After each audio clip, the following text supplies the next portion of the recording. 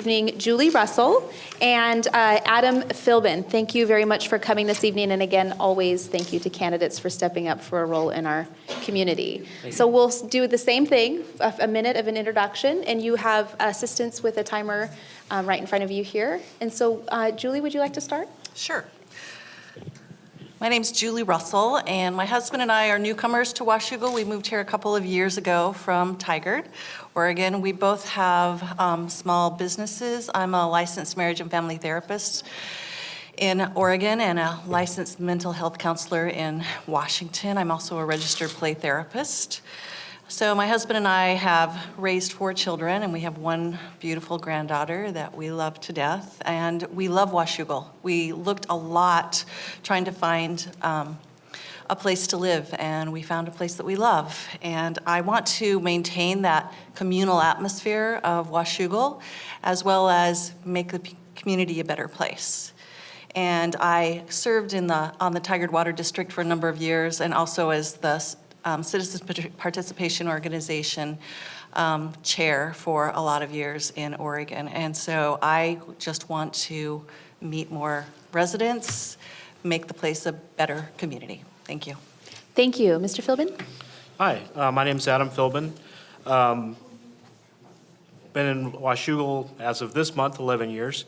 My background is as a firefighter. I currently am the safety and security manager at Shriners Hospital. That includes emergency management, safety, risk management. I feel that my experience and knowledge of public safety would make a good addition to the City Council. And I could be the voice for the citizens of Washougal as well as the Public Safety Department. Thank you. And if you'll answer the first question, in what ways does the income disparity among residents affect city policies? From when I've been attending city council meetings and looking back at old minutes and that type of thing, and the biggest discussion I've seen is regarding the water bills. Right now, the city has a fund that is funded by late fees. There's been just some discussion about whether or not to continue doing that. I think that shows that it is a question that we're looking at, or that the council is looking at, and something that needs to be continued. Thank you. Yes, in talking with people, that's what I'm hearing a lot of, is that the sewer and water bills are extremely high. Mine was almost $500 last month, and many of my neighbors were also. And it seems to be the sewer bill, so I did ask the city manager to give me a history of how that happened and what the schedule was for implementing the increases. And so it is a complicated issue, but I think we need to do a better job of reducing those fees. I mean, I talked with one woman and she said that she was using her dishwater to flush her toilets to try to reduce her water bill, and I think that's really unfortunate, and it is very high. So I think those type of things we need to be aware for people who are on fixed incomes, people who are low income, and make it a place that people can still afford to live in. Thank you. Ms. Russell, the next question for you first.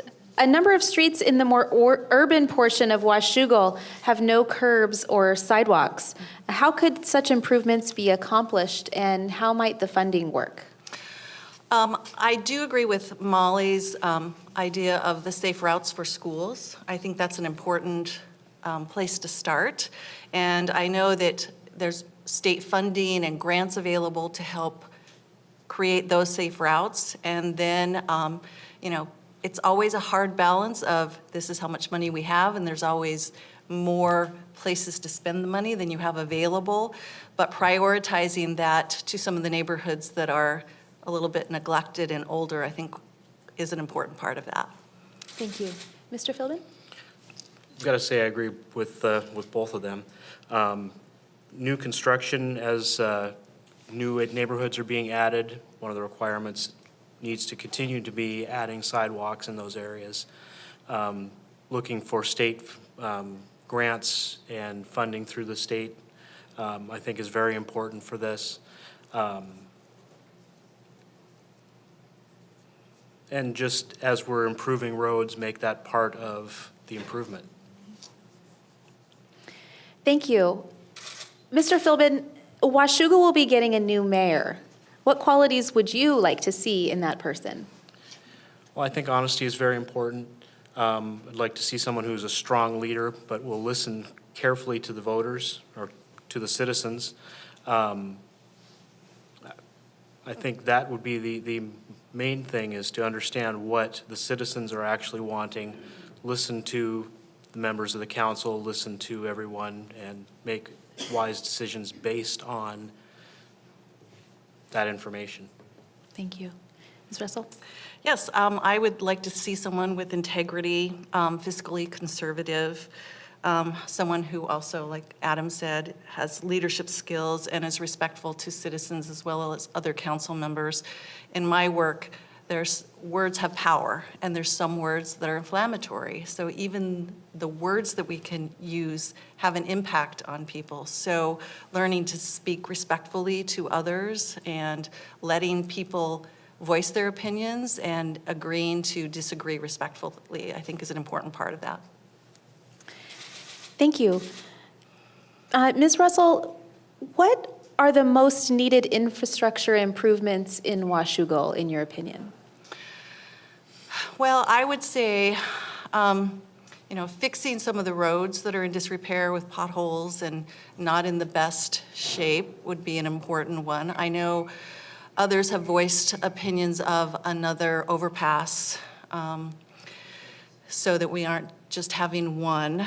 Washougal River Road gets very busy, I know, when we have the motocross events. So looking at that transportation plans and good planning is an important part of the process, especially going forward for our children and grandchildren, and prioritizing, what is utilized the most while utilizing the fees and funds that we have in a smart way, and matching that money that we have as the city with state money or grants. I think that's a very important part of that, along with the county. Thank you. Mr. Philbin? Obviously, the streets are a big issue, the sidewalks also.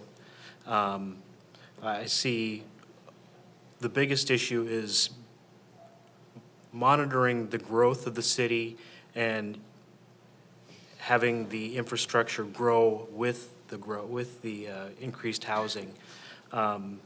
I think that's our biggest problem right now, is that we just continue growing, but the infrastructure isn't really added to.